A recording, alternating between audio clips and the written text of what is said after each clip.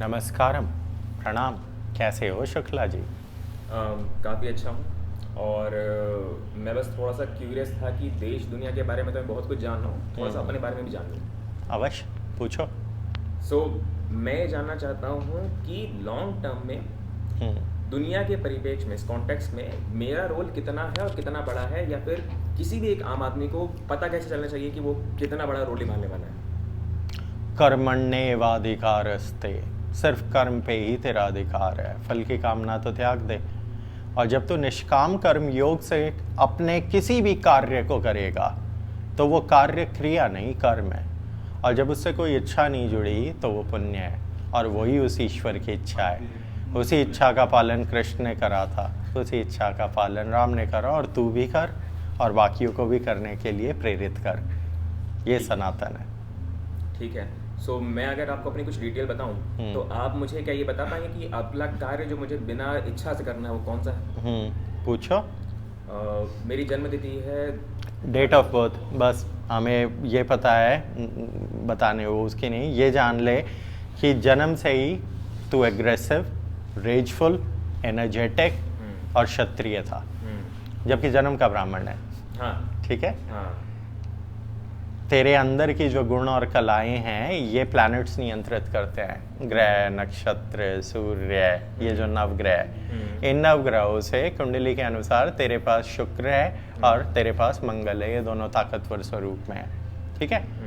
और अब इसके पश्चात जो तेरा सबसे ज़रूरी कार्य है, सबसे ज़रूरी आने वाले भविष्य में जो धर्म युद्ध है, उसमें तू अपनी गुण, कला, इनका सदुपयोग करके मानवता का हित करेगा। एक गौ हत्यारे की अगर तूने हत्या कर दी तो भी पुण्य मिलेगा, लेकिन अगर तूने अपनी बुद्धि से, अपने ज्ञान से, अपनी स्क्रिप्ट राइटिंग से, अपनी नॉलेज से, अपनी विजडम से, अपनी सनातन विद्या से, सही क्या है गलत क्या है, इससे समाज को प्रेरित करके, एकत्रित करके जोड़ा, उस समाज को आगे ले जाके जब तू धर्म की स्थापना करेगा तो वो जगत कल्याण कहलाएगा वत्स। युद्ध तो सभी मनुष्य लड़ रहे हैं। आप भी अपने अपने अंदर लड़ रहे हो, हम भी अपने भीतर लड़ रहे हैं, सब लड़ रहे हैं। किससे? अपनी कुकृतियों से, अपनी तामसिक इच्छाओं से, अपनी काम वासना से, अपनी कल की इच्छा से, अपनी चिंता से, अपनी घबराहट से, अपनी विश्व विजेता बनने की कामनाओं से।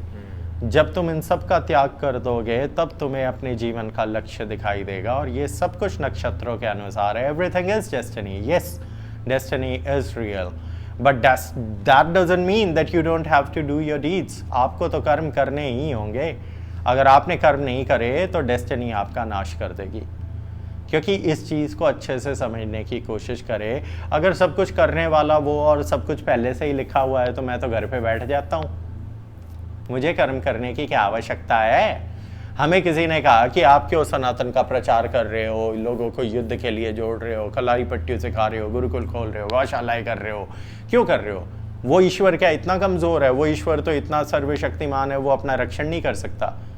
वो ईश्वर इतना बेवकूफ़ नहीं है जो तुम्हारे लिए इस धरती पे आएगा। धरती पे 800 करोड़ आत्माएं मनुष्य के शरीर में, उसके अनेकों आत्माएं दूसरे जलथर स्थलथरों के शरीर में, ऐसी करोड़ों धरतियां, ऐसे करोड़ों नारायण, करोड़ों ब्रह्मा और शंकर है। वो ईश्वर इन सब से परे है। He doesn't care about you। उसने कर्मों का विधान बना दिया। वो ईश्वर आता अवश्य है, लेकिन अवतारों के रूप में। उन अवतारों को पुराणों में भगवान और देवों के रूप में परिभाषित करा गया था। ईश्वर doesn't care about what's gonna happen next. उसने ये इतना कमाल, अरे वो क्रिएटर है, he is the original coder of your life. ये 0 और 1 जो न्यूमेरिक्स में तुम कोडिंग कर रहे हो, उसने तो ये पूरी प्रकृति और ब्रह्मांड क्रिएट करे है। और एक धरती थोड़ी है। तुम्हें तो कल तक ये नहीं पता था कि ऐसी अनेकों धरतियाँ भी है। थ्योरी ऑफ रिलेटिविटी 1916 में आइंस्टाइन ने दी। उसके बाद तो तुम ये थे कि हाँ भाई और भी धरतियाँ हैं। तो तुम अभी अल्पज्ञानी हो। सिर्फ ये करो, आने वाली नवंबर के पश्चात धर्म युद्ध और प्रचंड होगा। जो युद्ध अभी Israel, Hamas, Lebanon, Gaza, Iran, वो युद्ध भारत के अंदर जागरूक हो जाएगा। क्यों होगा? अरे भैया, वक्फ बोर्ड ने पूरा देश ही अपने नाम कर रखा है। इनकी मस्जिदों में क्या हो रहा है? बम बनाए जा रहे हैं, हथियार चलाए जा रहे हैं, जिहाद कराया जा रहा है, धर्म विरोधी कार्य कराए जा रहे हैं। डासना में अभी यति नरसिम्हानंद के आश्रम पे जो हमला करने की कोशिश करी वो जुम्मे की नमाज के बाद ही तो हुई वत्स। इस देश में आज तक जितने भी दंगे हुए हैं वो जुम्मे की नमाज के बाद ही क्यों होते हैं? इस देश में आज तक जितने भी दंगे हुए उन सबकी भीड़ मस्जिदों से ही क्यों गई है? जजमेंट डे हो या तेरी रामनवमी की ठुकाई हिंदू, हर चीज की लिखित पढ़ाई कुरान में अनपढ़ों के हाथ तो ही हो पाई। मेरा अगला प्रश्न, ये तो बता दिया कि हमें कर्म करना है, लेकिन इंसान को ये कैसे पता चलेगा कि कब कम कम करना है? जैसे कि कल मेरे साथ हुआ, तो अब कर्म जब नहीं करना है, किस कर्म को करने से रुकना है और किस कर्म को ही करना है? उसके लिए साधना किसी भी रूप में करें। आपके लिए कल्याणकारी भैरव की है, हनुमान की है, both of them they will. मैं हनुमान की इसलिए अवॉइड करो बिकॉज तेरे पास वीनस है, तो Venus gives you the charm to attract the feminine energy, if you understand what we are trying to speak. तो हनुमान की इसलिए वर्जित, बट भैरव की क्योंकि मेल फीमेल दोनों इंस्टेंट्स में आएगी। भैरव और कपाल Bhairavi female version, masculine feminine. Bhairav की जब तू साधना करेगा रोज़ रात्रि में 8 से 9 बजे के काल की योग के मुहूर्त में, तो उस साधना को करते समय तेरे सारे कुंडलिनी चक्र जागरूक हो जाएंगे। जब कुंडलिनी चक्र अलाइन हो जाएंगे, माथे के बीचों बीच के पाइनियल ग्लैंड में DMT रिलीज होगा। ये वो परमात्मा का अंश केमिकल है जो तुम्हें ज्ञान योग से जोड़ता है। हमने कोई किताब नहीं पढ़ी और हमने सारी किताबें पढ़ी है। ये उसका ज्ञान योग है। रामानुजन तो अनपढ़ था, तो ये मैथमेटिक्स के फॉर्मूला कौन बता रहा था उसके कान में आके? निकोला टेस्ला को तो संस्कृत और हिंदी आती नहीं थी, तो वो विवेकानंद के साथ कौन सा ध्यान लगा रहा था? इस चीज़ को समझे। जिस क्षण आप ध्यान और साधना के पास जाएंगे, आप स्वयं उस ऐश्वर्य शक्ति, कॉस्मिक फ्रीक्वेंसी एनर्जी के साथ वाइब्रेट करने लग जाएंगे, and you will start to gain intuitions होती हैं आने वाली फ्यूचर प्रेमोनिशंस, पूर्वाभास। वो जागरूक होने का समय आ ही चुका है आपका, इसीलिए आप इतने आसानी से समझ सकते हो कि ये सारे वॉर्स कैसे हो रहे हैं। और कोई सवाल है तो पूछे, वरना फिर जियोपॉलिटिक्स पे करते हैं थोड़ी चर्चा। जियोपॉलिटिक्स पे करते हैं? हाँ पूछे। ये सब रिकॉर्ड हो रहा है? हाँ और क्या। मेरा सवाल अभी बांग्लादेश को हो रहा है ना? हाँ मेरा सवाल अभी बांग्लादेश को लेकर रीज़न ये है कि ईरान, इराक, इजराइल ये सब मिडिल ईस्ट में है या अमेरिका वेस्ट में है? इस साइड में ईस्ट की तरफ में अगर इकलौता एक ऐसी जगह है जहाँ पे हमारे स्टेक्स हैं, सीधा हमारा स्टेक है कि भाई हिंदू वहाँ पे मर रहा है, तो मरेगा, बांग्लादेश आगे भी मरेगा, को हम कैसे फिर आगे कॉन्टेक्स्ट में लाए ताकि हम बचा सकें? भविष्य बताएं। इस देश में 10 करोड़ से ज़्यादा बांग्लादेशी इलीगली रहते हैं। बांग्लादेश में 45 से 50 लाख हिंदू बचे हुए हैं जो दलित कम्युनिटी के हैं। उनके लिए कोई चंद्रशेखर रावण नहीं रोएगा, कोई भीम नहीं कहेगा। क्यों? क्योंकि मारने वाले मुसलमान हैं। हमें वो 50 लाख हिंदू यहाँ पे लाने हैं और ये जो 10 करोड़ है ये वहाँ पर शिफ्ट करने हैं। उसके पश्चात उनको फेवर देने बंद करने हैं। पानी है उसे हम सही स्वरूपों में उपयोग करेंगे, बिजली हम फ्री में नहीं देंगे। उसके पश्चात हम देखेंगे अल्लाह अकबर कह के सर तन से जुदा करके तुम कौन सा बीफ का मांस खा के बिरयानी बनाओगे। और भारत से ही जो गायें जाती हैं वहाँ तस्करी में, उन गायों को तो हमने रोक दिया है। अतीक अहमद, मुख्तार अंसारी, शाहबुद्दीन सब मार दिए हैं। और कोई गौ तस्कर जन्मेगा उसे भी मार दिया जाएगा। बांग्लादेश का ये भविष्य है। Bangladesh has some very very dirty days coming ahead for them.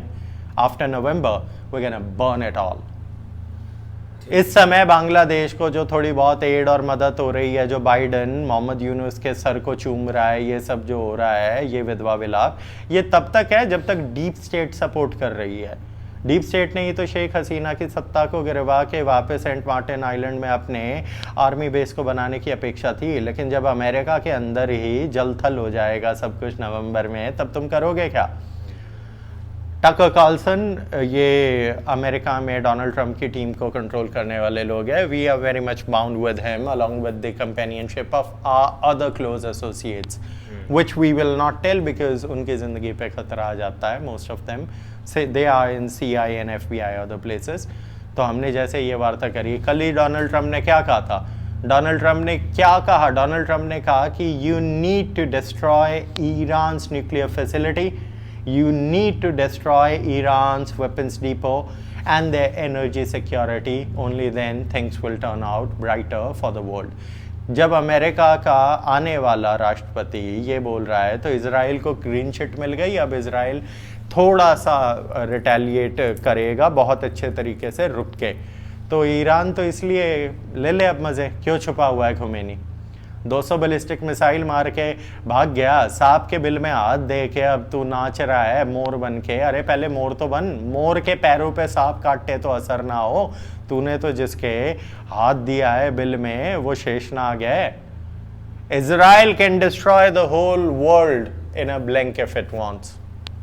This is the reality. और हमें अच्छा बुरा इससे कोई फर्क नहीं पड़ता। It's all the doing and destiny of Bhagwan काल्की and rest of the Chiranjeevis. ठीक है, पाकिस्तान के टुकड़े कब होंगे? पाकिस्तान के टुकड़े अभी करेंगे। पाकिस्तान को अभी भी अमेरिका से सपोर्ट मिल रही है। आईएमएफ ने अभी भी उसे कुछ बिलियन एड दिया है। पाकिस्तान को पैसा मिलता है चाइना से। चाइना बलूचिस्तान से सोना गैस रिसोर्सेज चोरी करता है। Along with that Pakistan illegal terrorism और ड्रग्स से कमाता है। 6 लाख करोड़ ये हेरोइन स्मगलिंग से कमाते थे सीआईए के साथ मिलके। हमारा पंजाब इन्होंने ही बर्बाद कर रखा है। तरन तारन, अमृतसर, ये वाघा पाघा बॉर्डर पे जो ड्रग की जो होती है या वे ट्रैफिकिंग, ये पता ही है आपको। पाकिस्तान का बुरा समय अमेरिका की जैसे ही इंटरनेशनल पावर और जो इन्फ्लुएंस है वो डॉलर है। जिस दिन डॉलर की वैल्यू नहीं रहेगी तो कौन देगा इसे लोन। तो क्या इस बार ब्रिक्स में एक नई ब्रिक्स करेंसी आ रही है? आ तो गई। 159 countries have agreed to have trade and transactions and automated digital BRICS currency. इसके अलावा भी अमेरिका भी डिजिटल करेंसीज ये तुम्हारी जो आती हैं क्या Ethereum and bitcoin and all those things, इन्हें लेजिस्लेट कर दिया गया है कैलिफोर्निया में। They started doing it. So dollar की वैल्यू ख़त्म। जिस सेकंड डॉलर की वैल्यू ख़त्म, कली पुरुषों का पूरे ब्रह्मांड पे पूरे संसार पे से नियंत्रण ख़त्म। फिर उनकी पाली हुई जो ये वैश्याएँ हैं, फिर चाहे वो पाकिस्तान हो या फिर वो ईरान हो। ईरान उनका शत्रु है लेकिन वो उनकी एक पाला हुआ। वो कहते थे ना, Henry Kissinger used to always speak bad about people but he would say कि oh yes he is a son of a bitch but he is a son of a bitch, कि ये कुत्ता तो है लेकिन हमारा पाला हुआ कुत्ता है। इसी तरीके से पाकिस्तान का दुरुपयोग आज तक होता है। और पाकिस्तान में अभी आज सुबह ही एक हिंदू परिवार ने अपने छोटे छोटे बच्चों के साथ पेड़ पे लटक के फांसी, उनको मारा गया, मार दिया, लटका दिया। हर एवरी डे 3 फीमेल 3 लड़कियां सिंध प्रोविंस में उठाई जाती हैं जो 10-10, 12-12 साल की है और बूढ़े बूढ़े मुसलमानों से शादी करा दी जाती है। कोर्ट वोट कुछ नहीं है, कोई रुआई दुआई नहीं है। तो ये मत सोचो कि पाकिस्तान में और बांग्लादेश में हिंदू सेफ है। वो मर रहे हैं, कट रहे हैं और ये होता रहेगा। And it's not gonna stop. It will stop in the coming future जब हम उन लोगों को यहाँ ले आएंगे और यहाँ के इन जिहादी कुत्तों को वहाँ वापस फेंक देंगे। ये समझे आप। अब एक चीज़ समझे, डासना में वो हरकत हुई, हमने कॉल करी, हमारे लोग वहाँ पहुँच गए। कुछ नहीं कर सकते तुम। ऑटोमेटिक सेमी ऑटोमेटिक वेपन्स है उसके पास। आज से नहीं बोल रहा हो, 12 साल से बोल रहा है वो। यति नरसिम्हानंद का तुम बाल तो खैर उसके सर पे अब कम है लेकिन तुम उसकी डांडी का एक बाल तो तोड़ के दिखा दो, जाओ मारो। गाजियाबाद है वो, यूपी लगता है। यूपी के अंदर कौन बैठा है? दत्त राजबली बोलता है मुझे। छू के देखो, करो कोशिश। जिस सेकंड मदरसे ही खत्म कर दिए जाएंगे तब जिहाद कहां से होगा? फिलहाल right now we are only interested in doing one thing which is Waqf, कि वक़फ़ के पास इलीगली जितनी भी ज़मीन कब्जा करी है वो वापस हमारे पास आए और इनके मंदिर जिस तरीके से close to $3.5 trillion worth of gold had been taken by Tamil Nadu government from the temples in the past 50 years. 5 lakh quintal ton, ये क्या मतलब ट्रिलियंस में जितनी तुम्हारी जीडीपी है इस देश की, इतना तो सोना तमिलनाडु सरकार ने मंदिरों से ले लिया। उसके बाद क्या किया? वक़फ़ बोर्ड को दे दिया, चर्च बनाने में दे दिए, लूट लिए, गायब कर दिए। मंदिर के बोर्डों में मुस्लिमों को बैठा दिया। मंदिर के परिसरों के लड्डुओं में गाय की चर्बी मिल रही है। हर चीज़ मिलावटी हो गई। We need to take our temples back, क्योंकि सतयुग का आरंभ उन्हीं मंदिरों से होगा। हर एक मंदिर में एक गौशाला खोलेंगे, एक अखाड़ा खोलेंगे, एक वृद्धाश्रम, एक अनाथ आश्रम, एक गुरुकुल, एक चिकित्सालय जिसमें आयुर्वेद से हम इलाज करेंगे, और एक गर्भगृह। जिसका भी मंदिर हो, जिस भी क्षेत्र में हो भारतवर्ष में, उस देवी देवता का गर्भगृह, और ये बाकी सारी चीज़ें उस मंदिर के चारों तरफ। ये हमारे जीवन का असली लक्ष्य है। इसीलिए हमने सनातन का प्रचार, संन्यास, धर्म, समग्र संसार का त्याग करा है। हमारे गोल ये हैं। अब ये गोल अटेन करने के लिए वक्फ बोर्ड से लैंड वापस लो, क्योंकि इसने सारे मंदिर कब्जा कर रखे हैं। वक्फ का लैंड वापस लो, सरकार से मंदिर वापस लो। Pawan Kalyan is fighting for it, बाकी भी हो रहे हैं। People are working on it. जिस दिन मंदिर वापस आ गए, मंदिरों में अपनी गौशाला बना दो हर एक गांव में, ताकि गाय ना कटे। गुरुकुल होंगे तो तुम्हारे बच्चे वैदिक विद्या ग्रहण करेंगे। चिकित्सालय होंगे तो तुम कीमोथेरेपी और ये केमिकल की दवाइयाँ नहीं खाओगे, सात्विक बनोगे। अनाथ आश्रम, वृद्धाश्रम होगा तो तुम्हारे बच्चे कॉन्वेंट में जाके कन्वर्ट नहीं होंगे। यही तो मंदिर था, यही तो उस ईश्वर का मंदिर है। यही तो वो मंदिर था जहाँ से कभी कोई भूखा नहीं गया। यही तो मंदिर था जहाँ पे हर एक आश्रय की आस का सहारा वो नारायण बैठा है। तुम लोगों ने मंदिर को व्यापार का केंद्र बना दिया। 500 करोड़ तो सिर्फ प्रॉफिट था जो तिरुपति के लड्डू से जनरेट होता था। जगन मोहन रेड्डी के मामा जी उसके ट्रस्टी है, उसके अंदर क्रिश्चियंस है वो। तिरुपति के आसपास 300 चर्चेज बन गए। कैसे बन गए? इस देश में रेलवे और आर्मी के बाद वक्फ और चर्चों के पास ये ज़मीन कहाँ से आई? झारखंड में ये चर्चेस कहाँ से आए? चर्चों के पास ज़मीन कहाँ से आई? छत्तीसगढ़ में कन्वर्जन क्यों हो रहा है? महाराष्ट्र में क्यों हो रहा है? साउथ इंडिया में क्यों हो रहा है? अबे शिमला में करने लग गए। मेरा यीशु यीशु, मेरा यीशु यीशु। और यीशु तो खुद सनातन को मानता है। कैसे? यीशु सनातन को इसलिए मानता है, यीशु अपने जीवन की 13 साल जो है वो गायब हो गया था। वो धर्मशाला में आया था, रीबर्थ, रीइंकार्नेशन, कुंडलिनी योग, मेडिटेशन, ये सब सीख के गया। उधर जाके जूस ने उसे टाक दिया। टाक के देखा यार ऐसे कत्ले आम से तो राज नहीं हो पाएगा, एक काम करो ये मारा है इसी को ही भगवान बना दो। और उसके मरने के 200 साल बाद दूसरी तीसरी शताब्दी में इन लोगों ने चर्च को करा। चर्च के जितने भी पोप है वो सारे इन्हीं जूइश फैमिली के लोग बनते हैं। और फिर पोप ने पूरे यूरोप को कंट्रोल करा और क्रूसेड्स करे। फिर इनका राज उधर फैलना शुरू हुआ। उसके पश्चात फिर next step came into the game play. उसके बाद इसी के बाई प्रोडक्ट निकले। By product Islam. Islam is a by product of Christianity. Christianity is a by product of Judaism. Judaism is a byproduct of Zoroastrianism. Zoroastrianism is byproduct of Sanatan. तुम सबकी में ये मनु की नोवाज आर्क की कहानी कैसे है? चीनी हो चाहे कहीं और का हो, हर एक में ये कि सब कुछ जल थल हो गया और एक जहाज, उसके ऊपर सारे जानवर, सप्तऋषि, यही कहानी चिपका रहे हो। Evolution started from Sanatan. This is the reality. It doesn't matter whether you believe it or not. These are the facts and they do not care about your feelings. ठीक है? और कोई सवाल है तो पूछे। आज के लिए काफ़ी। नमस्कारम।